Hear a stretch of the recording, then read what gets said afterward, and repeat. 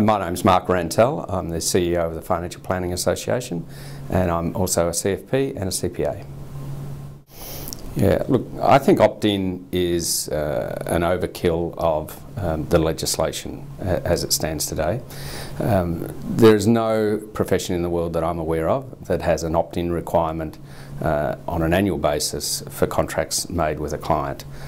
So for that reason, particularly in a fee-for-service environment where you have an automatic opt-out, I believe opt-out is a better requirement than an overburdensome opt-in requirement. I think fiduciary duty means putting the client's interest ahead of your own interest in all circumstances.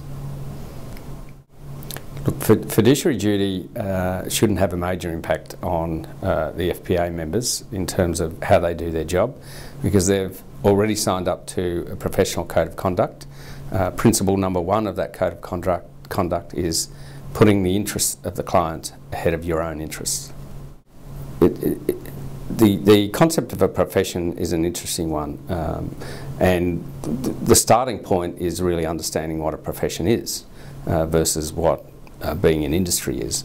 And one of the hallmarks of a profession is acting in the public interest.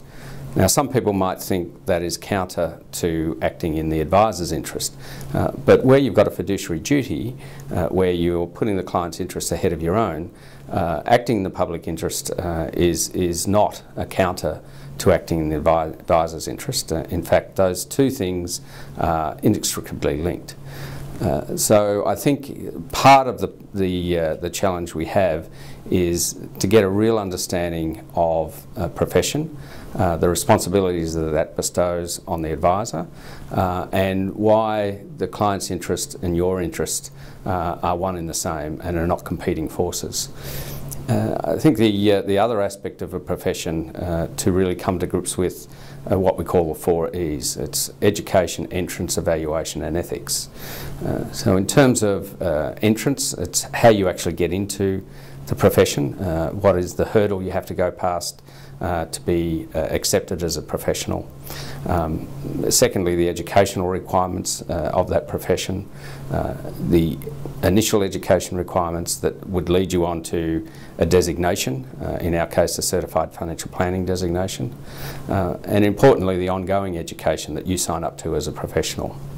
Thirdly is the evaluation that you'd be subject to as being a professional, so ongoing scrutiny and reporting of the maintenance of your professional standing.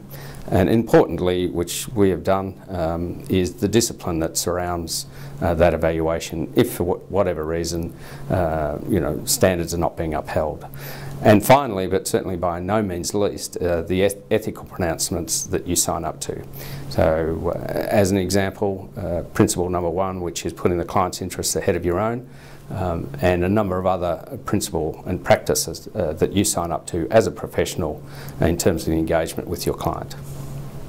We've had a white paper on education out for consultation for in excess of 12 months now. That consultation period is coming to an end, and we'll be making some announcement at our conference in relation to the requirements that might fall out of that paper. One of the propositions that was put forward in the paper was that minimum entry into our profession of financial planning and the Financial Planning Association is either an associate financial planner or a certified financial planner be a minimum degree qualification. So my sense on that is that it's been widely accepted and agreed upon that there's no profession in the world that we're aware of where a minimum undergraduate degree is not a requirement to the entry of that profession. There'll be transition periods, of course, and as we sit here today, the entry level to the Certified Financial Planning designation is a degree qualification.